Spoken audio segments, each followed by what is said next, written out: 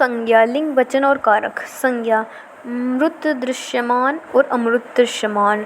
मूर्त दृश्यमान व्यक्तिवाचक संज्ञा और जातिवाचक संज्ञा वर्ग समूह। व्यक्तिवाचक संज्ञा मोहन, यमुना, हिमालय। जातिवाचक संज्ञा समूह नदी, पहाड़, पर्वत। और इसका समूहवाचक संज्ञा गण्य और द्विवाचक संज्ञा माप, तौल, सेना, कक्ष, सोना, पेट्रोल, ऑक्सीजन। अमूर्त दृश्य भाव वाचक अनुश्रुति।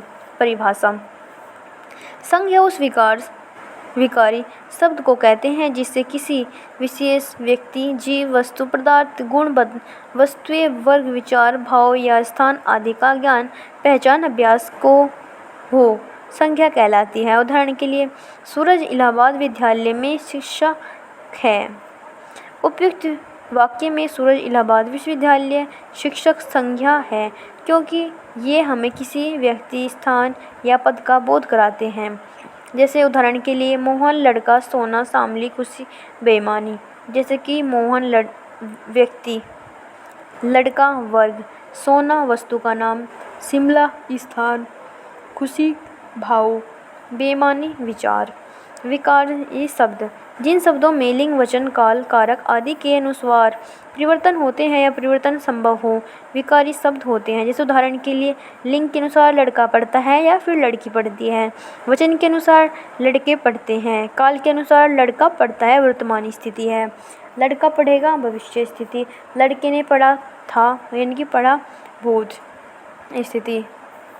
अविकारी शब्द वे शब्द जिनमें कोई भी परिवर्तन संभव ना हो, जैसे और, धीरे धीरे, नहीं, अरे, की, परंतु आदि। इन शब्दों में लिंग, काल, वचन, कारक, पुरुष आदि से भी कोई परिवर्तन संभव नहीं होता। संज्ञा के प्रकार मूल रूप से 2 प्रकार, मूर्त, अमूर्त। आधुनिक हिंदी में संज्ञा के 5 प्रकार होते हैं: व्यक्तिवाचक संज्ञा, जातिवाचक संज्ञा, भाववाचक संज्ञा, समूहवाचक संज्ञा, द्रव्यवाचक संज्ञा। व्यक्तिवाचक संज्ञा व्यक्ति, दिशा, राष्ट्र, जाति, देश, नदी, समुद्र, पर्वत, नगर, सड़क, चौका, पुस्तक, समाचार पत्र, दिन, महीनों, त्योहार आदि के नाम होते हैं। जैसे यमुना, हिमालय, दिल्ली, नवीन, अंकित आदि। जातिवाचक संज्ञा वे व्यक्ति या वस्तुएं जिन्हें हम अपनी इंद्रियों से देख या छू सकते हैं, परंतु वे दुनिया में उस जैसी अनेक होती है, अर्थात वर्ग या समूह को जातिवाचक कहते हैं। जैसे लड़की, नदियाँ, पहाड़, भवन, जो, काला घोड़ा, घोड़ा आदि। भाववाचक संज्ञा 3rd है, जिस संज्ञा के माध्यम से व्यक्ति, वस्तु के भाव, अवधारणा, प्रकृति, विचार, स्थिति, गुण को हम महसूस कर सके। मन ही मन से वे भाववाचक संज्ञा होती है, अर्थात हमें उन्हें देखकर सुन, छू या चख नहीं सकते। जैसे प्यार, गर्व, बुराई, निराशा, धर्म, उत्साह, क्रोध इत्यादि। 4th है समूहवाचक संज्ञा वे व्यक्ति, वस्तु जिनको गिना जा सके, अर्थात गण्य हो के समूह का बोध समूहवाचक संज्ञा होती है। जैसे सभा, सेना, कक्षा, गुच्छा, कर्मचारी, पुलिस इत्यादि। द्रव्यवाचक संज्ञा 5th है, द्रव्य, ठोस, गैस, द्रव्य वे वस्तुएं जिन्हें गिना नहीं जा सकता है, मापा व तोला जा सकता है, द्रव्यवाचक संज्ञा कहलाती है। जैसे लोहा, तेजाब, दूध, पानी आदि। पहचान सामान्यतः द्रव्यवाचक संज्ञा का बहुवचन नहीं होता है। संज्ञा का रूपांतरण लिंग, वचन और कारक में संबंध। जैसे कि हम जानते हैं कि ये संज्ञा विकारी शब्द है और विकारी शब्द रूपों का परिवर्तन करता है। संज्ञा के रूप लिंग, वचन और कारक चिन्हों के कारण परिवर्तित होते हैं। आइए इस बदलाव को हम समझते हैं। लिंग के अनुसार रूपांतरण नर दौड़ता है, नारी दौड़ती है, छात्र पढ़ता है, छात्रा पढ़ती है। उपयुक्त उदाहरण में नर और छात्र पुल्लिंग है तथा नारी और छात्रा स्त्रीलिंग है। इस प्रकार लिंग के आधार पर संज्ञा का रूपांतरण होता है। वचन के अनुसार लड़का खेलता है, लड़के खेलते हैं, लड़की खेलती हैं, लड़कियां खेलती हैं। एक लड़का खेल रहा है, 5 लड़के खेल रहे हैं। उपयुक्त वाक्य में लड़का और लड़की शब्द एक के लिए अर्थात एक वचन में प्रयुक्त हुआ है। लड़के और लड़कियां एक से अधिक अर्थात बहुवचन के लिए प्रयुक्त हुआ है। इस प्रकार से वचन के आधार पर संज्ञाओं का रूपांतरण होता है। कारक चिन्हों के अनुसार रूपांतरण। लड़का किताब पढ़ता है, लड़के ने किताब पढ़ा, ने कारक चिन्ह है। कि लड़की किताब पढ़ती है, लड़की ने किताब पढ़ा। ने कारक चिन्ह है। उपयुक्त वाक्य में लड़का और लड़की ने दोनों ही पुल्लिंग एकवचन, वहीं लड़की स्त्रीलिंग एकवचन तथा लड़कियों ने स्त्रीलिंग बहुवचन। उपयुक्त वाक्यों में संज्ञा के रूपांतरण का कारण कर्ता कारक चिन्ह है, जिससे एकवचन में होते हुए भी लड़का लड़के शब्द में परिवर्तन हुआ। लिंग परिभाषा। जैसे कि हम जानते हैं कि संज्ञा किसी व्यक्ति या वस्तु के नाम को कहते हैं और उसकी कोई ना कोई जाति होगी, चाहे वह पुरुष जाति हो या स्त्री जाति, और वस्तु की उस जाति का बोध ही लिंग कहते हैं। अर्थात संज्ञा के उस रूप जिससे वस्तु या व्यक्ति के पुरुष जाति या स्त्री जाति का बोध हमें होता है, व्याकरण में उसे लिंग कहते हैं। लिंग शब्द का अर्थ चिन्ह या पहचान। लिंग शब्द का संस्कृत भाषा का शब्द है। कोई भी वस्तु सजीव हो या निर्जीव, उसकी जाति अवश्य होती है, जैसे कुर्सी, प्याली, माता पिता, पेड़ पौधा, लोटा, प्यासा इत्यादि। लिंग के प्रकार। वैसे तो लिंग 3 प्रकार के होते हैं, पुल्लिंग, स्त्रीलिंग और नपुंसकलिंग, लेकिन हिंदी में 2 ही लिंग ही मान्यता है, पुल्लिंग और स्त्रीलिंग। हिंदी में इन्हीं 2 लिंगों के आधार पर ही समस्त सजीव का या निर्जीव पदार्थवाचक शब्दों के विभक्त करते हैं। हिंदी में नपुंसक लिंग के स्थान नहीं दिया गया है। पुल्लिंग शब्द पुरुष जाति बोधक शब्द पुल्लिंग होते हैं, जैसे धातु, अन्न, तारे, ग्रह, रत्न, शहर, पहाड़, महा आदि। अपवाद। पृथ्वी, चांदी, आहार, काशी, अयोध्या आदि शब्द स्त्रीलिंग हैं। स्त्रीलिंग शब्द स्त्री जाति का बोधक शब्द स्त्रीलिंग श्रेणी में आते हैं, जैसे नदियों के नाम, तिथियों के या त्योहारों के नाम इत्यादि। अपवाद। सिंधु, सोन, ब्रह्मपुत्र आदि पुल्लिंग शब्द हैं।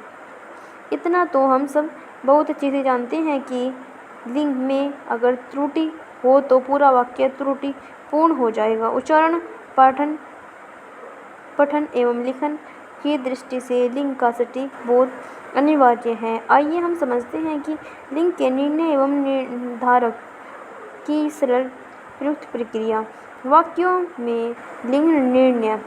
वाक्यों में लिंग की अभिव्यक्ति संज्ञा शब्द के लिंग रूप से स्पष्ट होते हैं। वाक्य में लिंग सर्वनाम, क्रिया, विशेषण एवं विभक्ति के विकार को उत्पन्न करते हैं, जैसे सर्वनाम में लिंग निर्णय एवं विकार उत्पन्न होने की प्रक्रिया। उदाहरण, मेरा जूता बड़ा है, जूता पुल्लिंग के अनुसार। मेरी चोटी बड़ी है, चोटी स्त्रीलिंग के अनुसार। क्रिया में लिंग निर्णय एवं विकार। क्या जमाना आ गया है, जमाना पुल्लिंग के अनुसार। उसको सहायता मिली है, सहायता स्त्रीलिंग के अनुसार। विशेषण में लिंग निर्णय एवं विकार।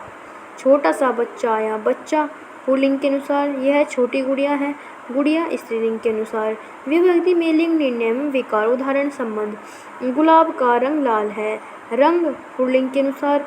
आपका व्यक्ति शानदार है, व्यक्ति पुल्लिंग के अनुसार। व्यक्तित्व पुल्लिंग के अनुसार। आपके कान छोटे हैं, कान पुल्लिंग के अनुसार। आपकी नाक सुंदर है, सुंदर नाक स्त्रीलिंग के अनुसार। संबोधन, हे माँ आप सर्वश्रेष्ठ हो, माँ स्त्रीलिंग के अनुसार। तत्सम पुल्लिंग शब्द।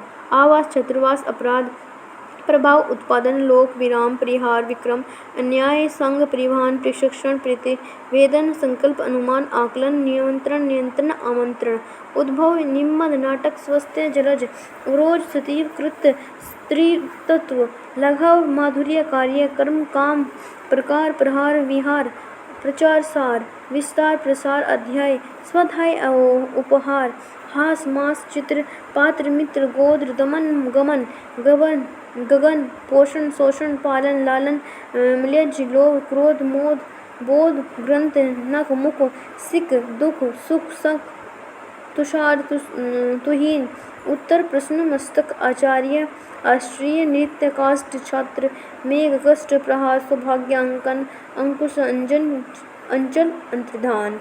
तत्सम स्त्रीलिंग शब्द अनुमति अभियुक्ति पूर्ति विकृति वृत्ति क्षमा शोभा सभा प्रार्थना दया माया कृपा लज्जा वेदना संवेदन निर्मता सुंदरता प्रभुता जड़ता महिमा गरिमा कलिमा प्रस्तावना रचना घटना स्वस्थ लालिमा ईर्षा भाषा अभिलाषा आशा कला चपला अक्षमता इच्छा अनुज्ञा आज्ञा आराधना उपासना याचना निराशा पूर्णिमा अरुणिमा काया रक्षा संहीनता जीविका घोषणा गणना योग्यता सीमा स्थापना संस्था सहायता मंत्रणा परीक्षा गणवेषण नगरपालिका नागरिकता मान्यता व्याख्या शिक्षा समता संपदता संवेदिता सूचना सेवा सेना तद्भव पुल्लिंग शब्द कै जिन भाववाचक संज्ञों के अंत में पन आव ना पा वह हो जैसे आना जाना बहाव लगाओ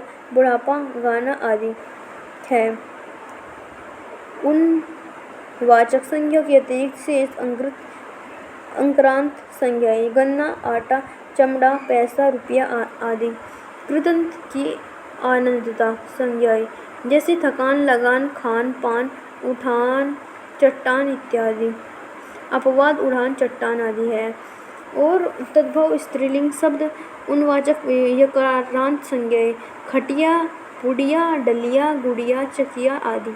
सकारांत संज्ञाएं खटास मिठास बास सास निदास प्यास इत्यादि।